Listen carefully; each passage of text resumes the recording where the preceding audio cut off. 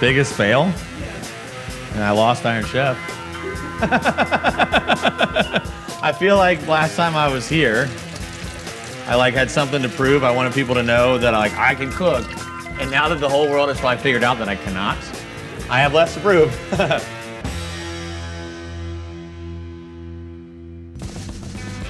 Hi everyone, my name's Mason. I'm from New Orleans. Very excited to be back here in the Vice Munchies kitchen to cook out of my new cookbook that just came out. It's called Turkey and the Wolf Flavor Trippin in New Orleans. And we're gonna make a recipe out of it, a fried chicken pot pie.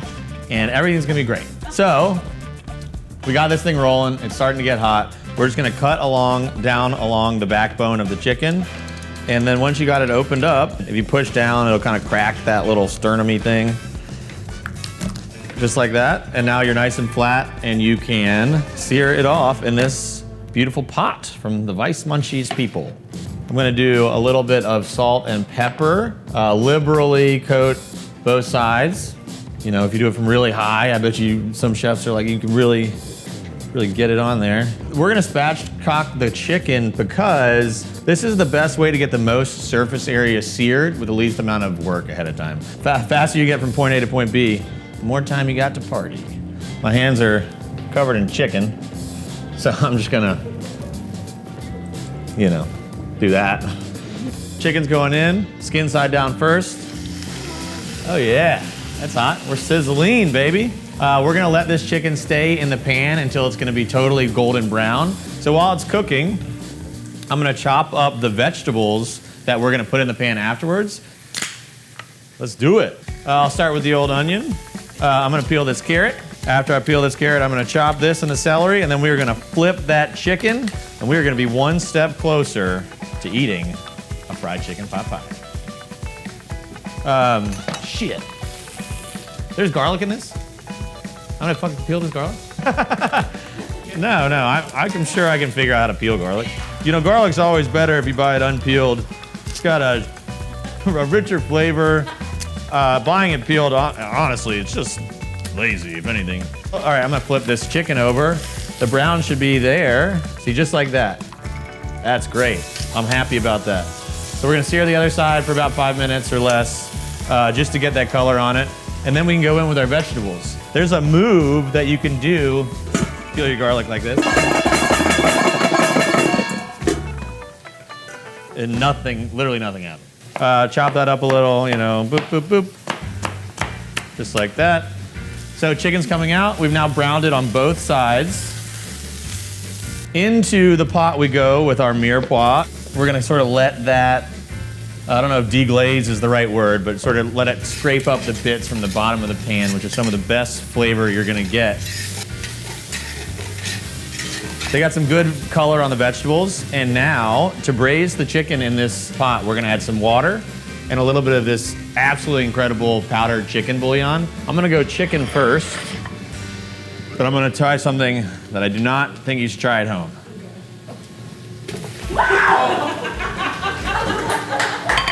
We're gonna cook this covered, so the water doesn't have to completely submerge the chicken. Even just 3/4 is fine. Maybe move things around. If there's vegetables at the very bottom, maybe that are like stuck underneath, move them around just so nothing gets kind of burnt. And then we're gonna add this couple tablespoons of chicken bouillon. We're gonna throw this in the oven at 375 for about an hour and a half until the chicken's falling apart. You can tell if you try to pick it up by the leg and it falls off, you're probably there. All right. Oh, let's see what we got. Oh, it's beautiful, perfect. All right, we got the chicken out of the oven. It's cooled down slightly, ideally enough to pick it. We're about to find out. So, out of the liquid, the chicken comes. And this looks like it's pretty perfectly cooked. I'm quite excited about it. All right, so this is going in here. We're gonna strain our liquid and then we're just gonna go right back in the same pot. All right, these vegetables can be discarded or put on your dog's food or pureed and made into some creative sauce or some shit. All right, in here, we're gonna blast the heat on this to get it reduced. Simmer is probably ideal. So I'm gloving up just because it's a little bit hot and I wanna pick this chicken quick without it being the end of the world. So what I'm gonna do is move the bones over here, leave the meat. You can pull the skin off as well. I moved to New Orleans and I became the door guy at Fat Harry's Bar. It took me 2 weeks to figure out where the birthday was on the ID, but after that I was quite good at it. I was so good at it that they moved me from the door to the kitchen. It was in the kitchen at Fat Harry's that they taught me a lot of fun stuff that was off the menu, and they would bring in ingredients from the Hong Kong market and make me play Chopped with them, and I would like cook stuff, and they'd be like, "You're gonna make it, dude." And then, yeah, I worked at Coquette for a long time, and I became the chef de cuisine there, and worked at a couple of restaurants and opened a sandwich shop. And that's the whole story. We did it, guys. It is ready to have the gravy and vegetables added to it. Yeah, we're just gonna do sort of a fine dice. Doesn't have to be perfect. If you're more comfortable doing sort of a medium dice, that ain't gonna hurt anybody. Just cut it however you're comfortable with. We want this to be easy and fun for you. But just to show you that it's not that big a deal, it's gonna be fine. So into the pan we go. Now that I got my joke in, I'll make the other ones kind of correctly. The vegetables just need to be soft. They can have like a little bit of texture left in them. Probably takes 5 minutes to get them there. This is halfway reduced. We're gonna go a little bit further on that. In the meantime, we're gonna pick our herbs, and then we're gonna make our schmaltz roux. Not a lot to say here, just some herbs being picked.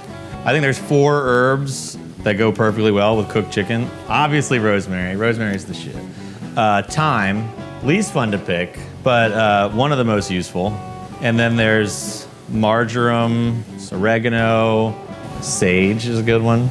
Those are the chicken herbs in my book.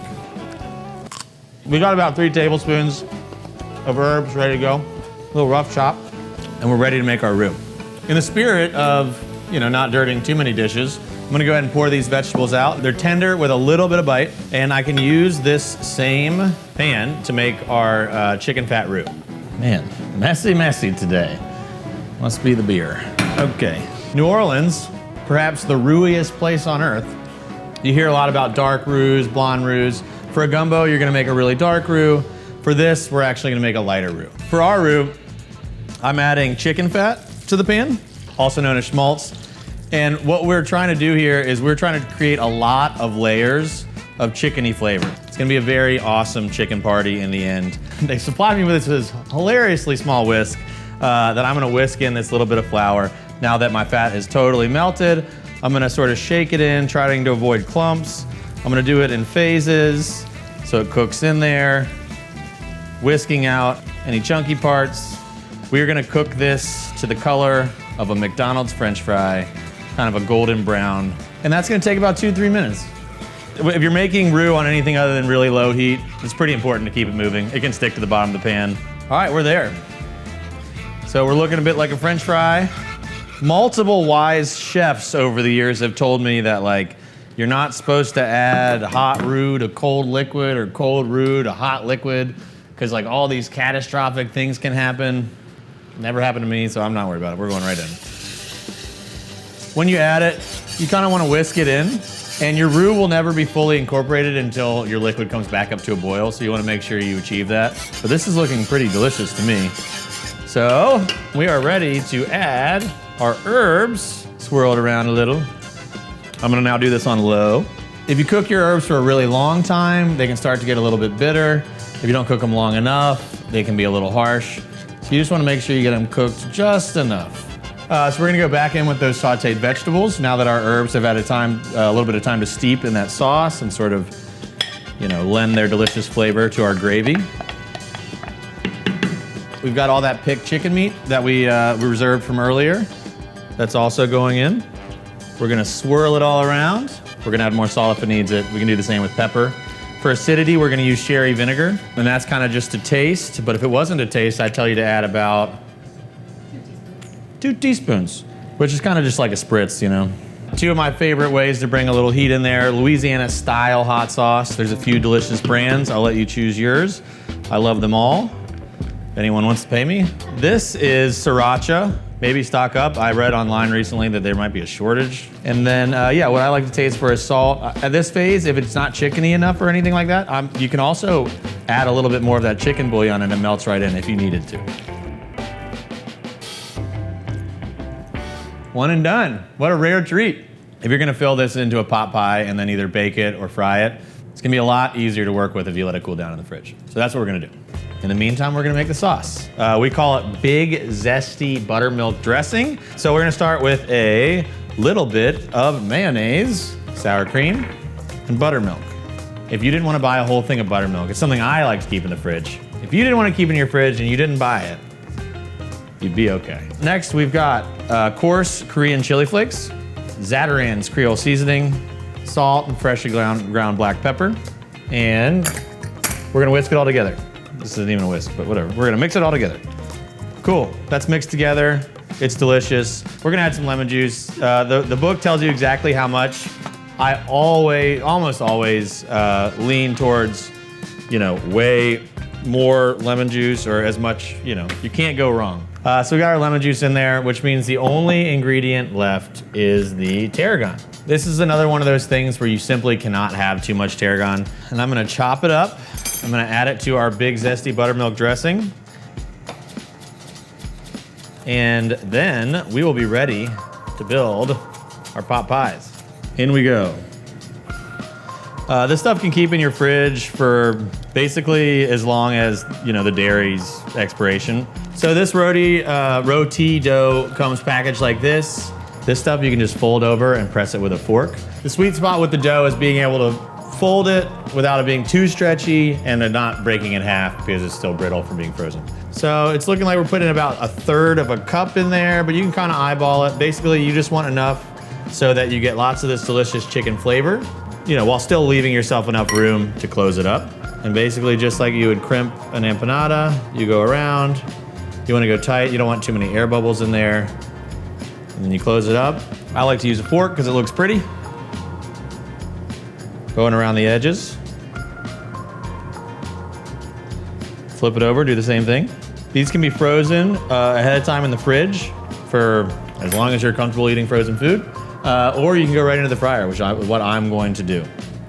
We've got our oil at 350, which is a pretty great temperature for frying.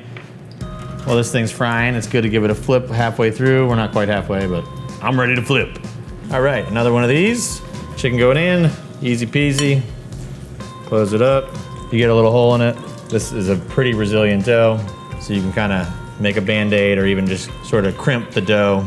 All right, clear for takeoff. I'm gonna go back with my fork, crimp them down. I'm gonna throw a couple more of these in there. As with frying anything, you don't wanna overcrowd.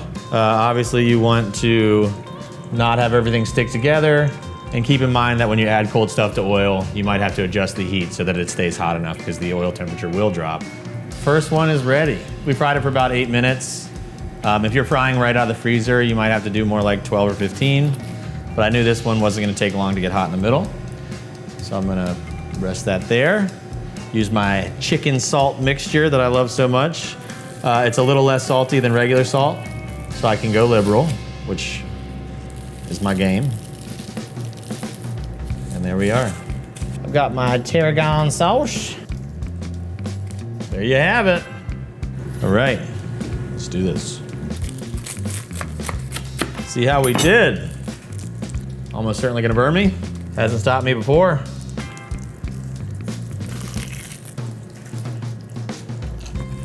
I'm digging it. The roti dough is the perfect thing to fry with. Mega crispy. Tarragon, 7 layers of chicken. I love this dish. If you wanna cook it, the link is down below. Or you could do me a solid and just buy the cookbook. Or come to New Orleans and visit us and we can all party and be friends forever. I mean, a pot pie, this is not really a pot, this is like a hand pie, which is what gringos have created that word, right? It's not. I mean, it's an empanada. Empanadas, Hot Pockets, 3. Is there even a third one? Oh, calzone, yeah, there you go, calzone. The pizzone from Pizza Hut.